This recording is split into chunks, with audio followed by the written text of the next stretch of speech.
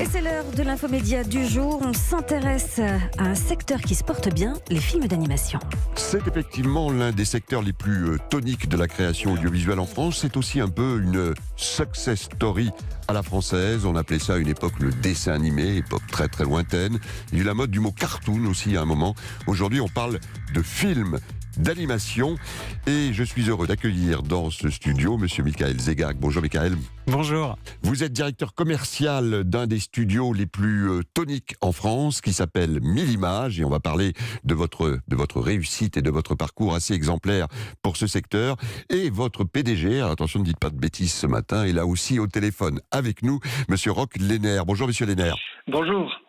Quand je parlais de secteur tonique, quand je parlais de success story à la française, on regarde les chiffres et c'est assez sidérant. La part de l'animation, du film d'animation dans la production totale audiovisuelle française, c'est plus de 75 milliards d'euros par an et c'est un quart du secteur. Un secteur, vous confirmez, Michael Zegach, en plein développement. Oui, je vous confirme que c'est effectivement un des secteurs les plus dynamiques en France dans l'audiovisuel. On le doit évidemment à un écosystème excellent. 1000 Images, c'est une success story française. C'est une première success story de longévité, puisque le studio a 28 ans. Et on va parler de ce qui a tout à l'heure a fait votre réussite absolument exemplaire, le fameux Molang. On va en parler dans un instant. Et donc, la longévité, ça tient, vous dites. Oui, la longévité, c'est le signe d'un certain savoir-faire à la française. Et c'est obtenu grâce à toute une équipe qui, tout au long de la chaîne de création, depuis la prise du stylo qui va créer les personnages jusqu'à la diffusion sur la télévision, accompagne et développe toutes ces créations. Quand on regarde les programmes télévisés de ce matin, c'est absolument délirant. Je regarde TF1, l'animation, c'est non-stop de 6h25 à 13h. C'est ensuite non-stop de 14h à 18h10. Sur France 2, animation de 14h30 à 18h, plus les chaînes qui sont dévolues à l'animation, Gulli, France 4. Roch Lehner, il faut un écosystème, et j'allais dire un cercle vertueux qui tourne et qui fonctionne, c'est-à-dire des studios de production qui créent et produisent, et des diffuseurs qui sont prêts à acheter. Et en France, on est pour le moment dans cet écosystème. Oui, tout à fait. L'écosystème est bon puisqu'on a un grand soutien de la part de nos institutions, le CNC, on a des crédits d'impôt, on a un soutien de nos chaînes de télévision nationales, et puis il y a des écoles d'excellente qualité qui fournissent d'ailleurs des animateurs aux studios du monde entier. Alors, pourquoi l'animation ça marche si bien? Parce que en fait, l'animation est un genre qui passe les frontières. On a un programme qui n'a pas à souffrir des versions de doublage, parce qu'en fait, on les réalise dans toutes les langues. En particulier, Molang. D'ailleurs, Molang, il y a une langue spécifique qui est compréhensible par tous les habitants de la planète, et donc il n'y a pas de doublage du tout. La langue universelle des enfants. La langue universelle des enfants, mais aussi celle des parents. Vous savez que Molang, ce sont des centaines de millions d'enfants qui regardent Molang chaque jour, mais il y a plusieurs dizaines de millions d'adultes, parce qu'en fait, Molang a cette particularité de s'adresser aux enfants et aux adultes. Pourquoi? Parce que les valeurs de Molang, c'est l'amitié, le bonheur, l'empathie, l'humour, et ces valeurs font partie de notre ADN humain, d'être humain. Et en fait, on partage tous cette quête où que l'on soit sur cette planète et à quel âge qu'on est sur cette planète. Alors, on parle peut-être, parce qu'il y a quand même peut-être quelques adultes qui ne connaissent pas encore Molang, à quoi ça ressemble Molang?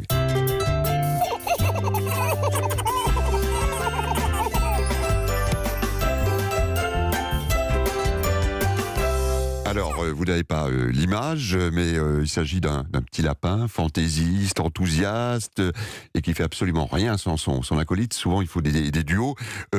Piou piou. Et ça, cette histoire-là, elle est complètement extraordinaire, parce qu'au départ, ça part juste d'un émoticône que vous avez su repéré en Corée pour finalement faire une aventure industrielle fantastique. Oui, c'est exactement ça. Un émoticône, il faut rappeler peut-être pour nos auditeurs. C'est un petit personnage qu'on échange souvent par SMS ou via les messageries instantanées et qui permet de transmettre à ses interlocuteurs une émotion. Et vous avez senti tout de suite quand vous l'avez vu en Corée, Roch Lehner, que là il y avait un potentiel pour à partir de ce lapin développer toute une histoire. C'est-à-dire que Molang est très charismatique.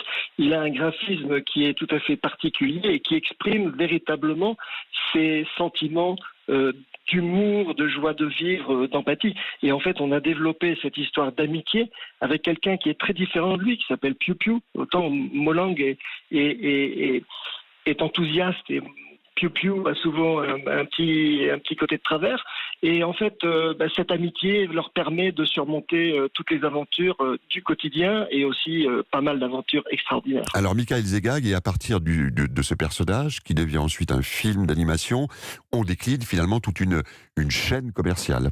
Voilà, on décline une chaîne commerciale, on décline des produits dérivés, c'est-à-dire qu'on travaille main dans la main avec des sociétés françaises, mais aussi un petit peu partout à l'international. Et pour vous donner un exemple, on va créer des jouets avec le fabricant de jouets Tommy, des peluches Molang et Piu Piu. On va on a développé avec McDonald's des mini-sets de papeterie dans les Happy Meal. C'était une opération du 30 octobre au 10 décembre dernier. Et dans chaque Happy Meal, on retrouvait un mini-set de papeterie Molang. Alors, la French Touch qui permet à des studios comme vous d'exister dans un marché trusté par les Américains et les Asiatiques, comment est-ce que vous la définiriez, Roch Lehner ? Cette French Touch, on en parlait tout à l'heure, ça tient beaucoup à l'écosystème et après ça, on raisonne propriété intellectuelle par propriété intellectuelle. C'est-à-dire au départ, il faut former, vous parliez tout à l'heure des écoles françaises, il faut d'abord former des créateurs. Et le fait est qu'on a des écoles en France assez réputées, Gobelin, Angoulême notamment, il faut au départ créer des talents. Et on a décidé de le faire en France. On a décidé de le faire, oui, depuis déjà quelques dizaines d'années. Et donc, c'est un genre qui s'est bien développé. Et encore une fois, on a la chance, avec l'animation, d'être un genre audiovisuel qui passe toutes les frontières. Donc, ce qui est possible sur l'animation ne l'est pas nécessairement dans d'autres genres audiovisuels. Oui, dans le domaine de l'audiovisuel, l'animation représente un quart des exportations de produits français. C'est absolument énorme et c'est en progression tous les ans. Ce qui a permis à la France de s'asseoir sur le monde et d'obtenir sa place entre les Asiatiques et l'Amérique, c'est ça. Kirikou n'est pas grand, mais il est voyant. Kirikou est petit, mais c'est mon ami. Kirikou n'est pas grand, mais il est voyant. Kirikou est petit, mais c'est l'effet Kirikou qui tout d'un coup au monde entier sur les grands écrans a montré ce savoir-faire à la française. Alors c'est un marché, alors quand on s'adresse aux enfants c'est toujours un peu gênant de parler de marché, Michael Zegag, mais on s'adresse à des 2 ans, des 3 ans, des 5 ans, des 10 ans, des 14 ans. Comment est-ce qu'on travaille, on segmente l'offre ? Alors, pour le marché de la licence est très large puisqu'il touche évidemment les enfants. C'est un des publics privilégiés, mais la licence, c'est beaucoup plus que ça. C'est 250 milliards d'euros de chiffre d'affaires, c'est rien que pour la France 6 milliards et 50% de ces 6 milliards d'euros, ce sont des produits dérivés basés sur des personnages qui viennent du divertissement, donc des dessins animés, des films, et c'est un secteur qui est très dynamique en France. Il faut, Roch Lehner, au départ, un succès pour alimenter cette machine, et après, il faut savoir l'entretenir et le décliner. Oui, dans ce sens, Molang est très présent à la fois sur les chaînes de télévision, mais Molang est aussi très présent sur tous les réseaux sociaux. Il y a des dizaines de millions de personnes qui, chaque jour, donc, échangent les émoticônes, d'une part, mais aussi